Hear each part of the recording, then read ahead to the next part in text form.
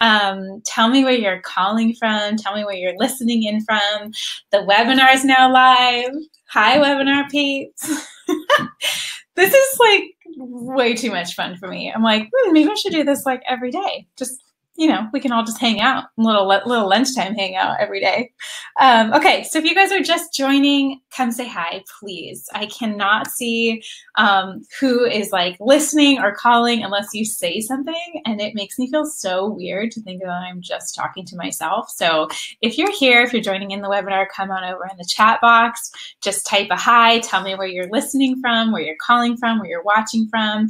If you guys are on Instagram, do the same thing. I just, just like knowing that I'm not alone, talking to myself. So hopefully you guys caught up from yesterday. We kind of like jumped in really quick. So again, these little daily lives that I'm doing this week are celebrating the launch and opening of the Simply Real Life program, which just opened yesterday. And I just kind of wanted to walk you through like some of these bigger pieces of what the program gets into. But even if the program is not something that is the right fit for you right now, I think that there's little mini lessons and tidbits that would just help, I think, no matter where you are, what you're doing.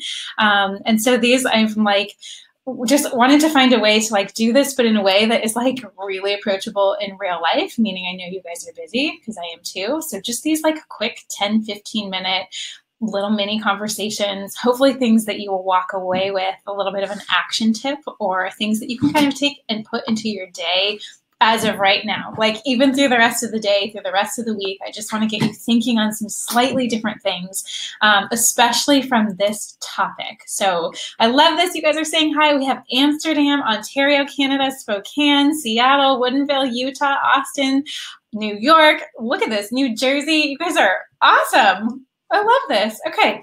So again, this topic that we're talking about and these little mini workshops are all about the thing that I care about most in my life, which is teaching people how to live a healthy lifestyle that actually lasts. And I call it like designing a healthy life because I truly think there are so many factors that sometimes we don't think about or know about that we are actually in control of, how we're deciding, how we execute, and really the way we want to like shape our lives to be and create a healthy lifestyle that is something that is it's something that's so personal, right? It is slightly different for every person, depending on the things you love, depending on where you live, depending on your season in life even. There's so many things that come into it. It's why I think diets don't work, at least for the like longer term. They can work short term for sure, but I'm really encouraging a more long-term perspective for all of you because there's so much joy and so much more beauty and so much more just purely enjoyment of food and all the areas of our life that food affects. So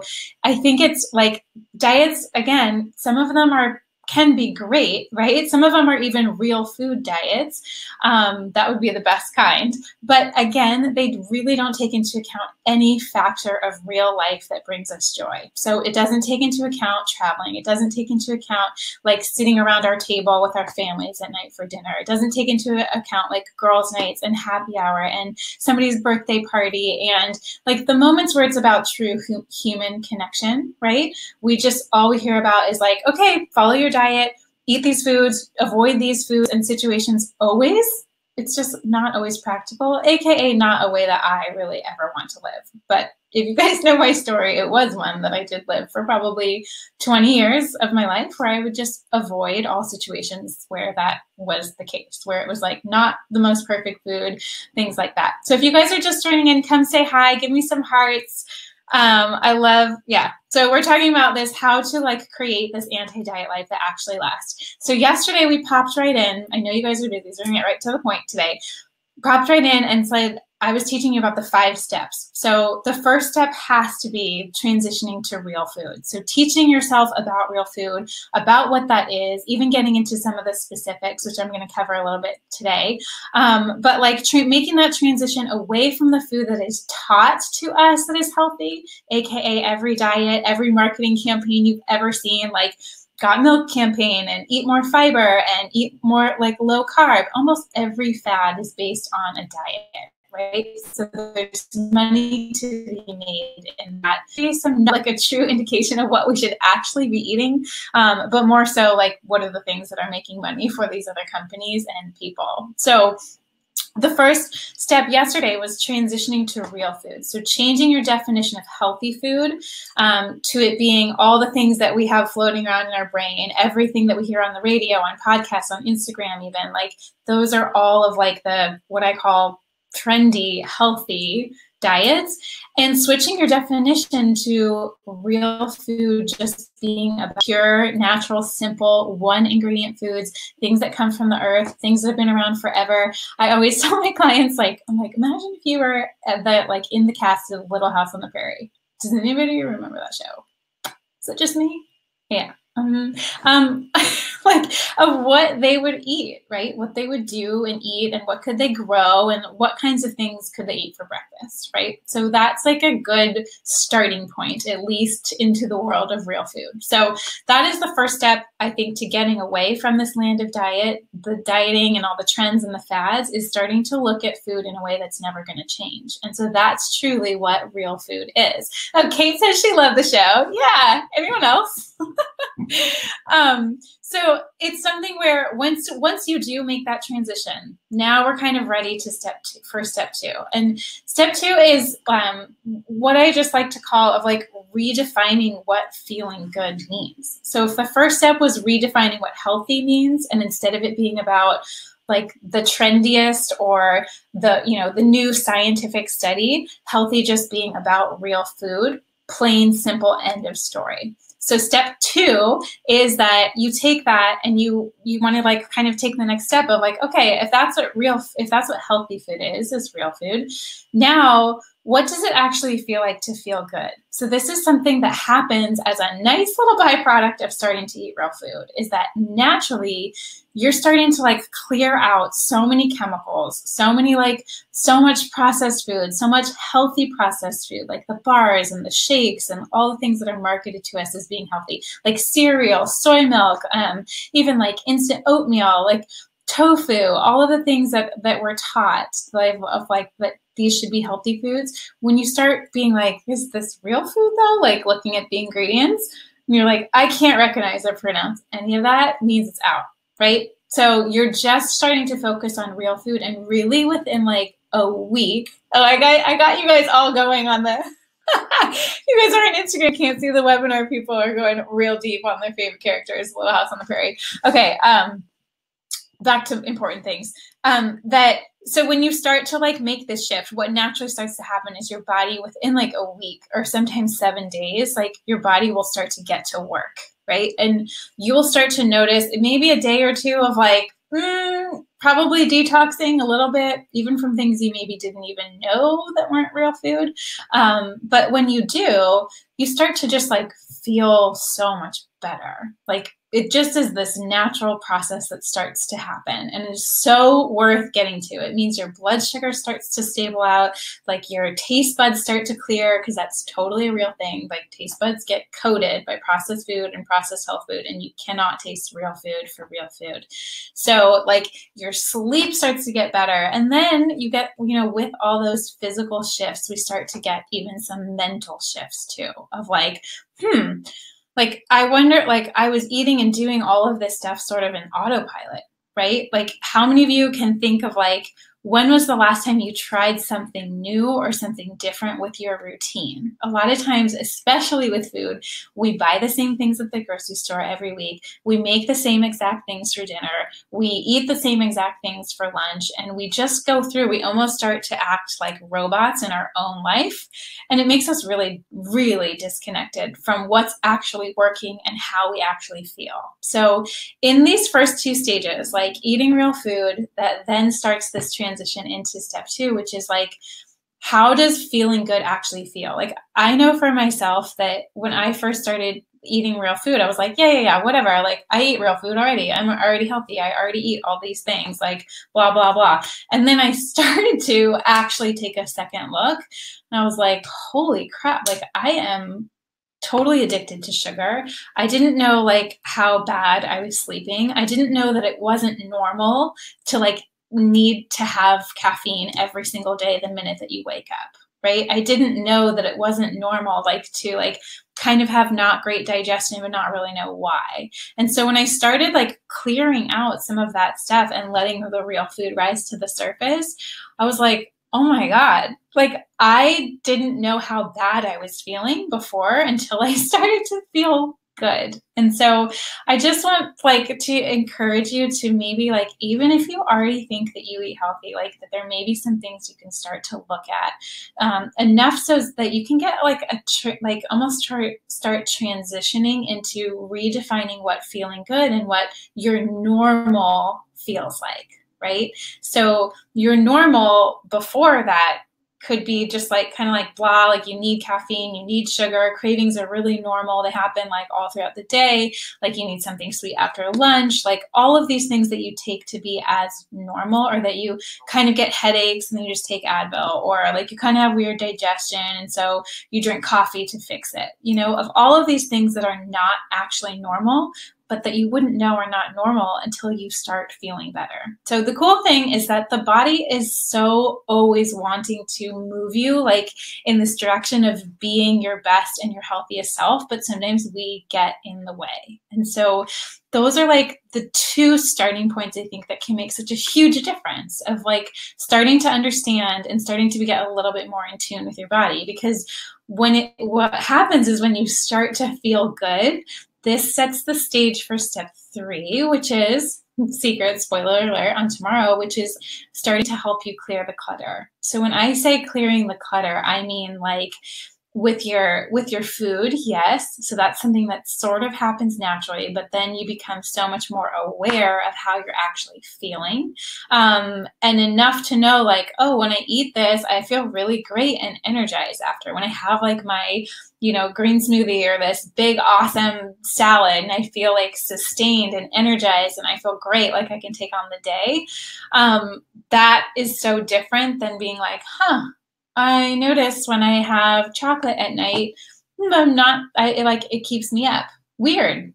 That's a weird pattern, right? Or for some people, it's like they have wine at night and that like prevents them from actually getting a deeper sleep.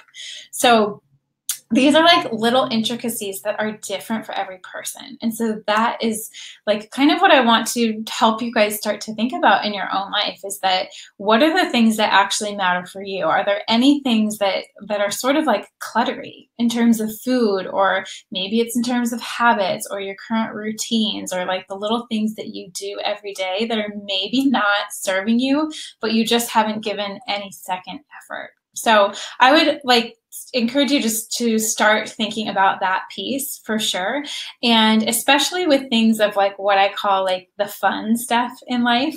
So once you're transitioning to real food, of course, you're like eating more vegetables and eating more good, healthy proteins and great fats and things that keep you nourished and sustained.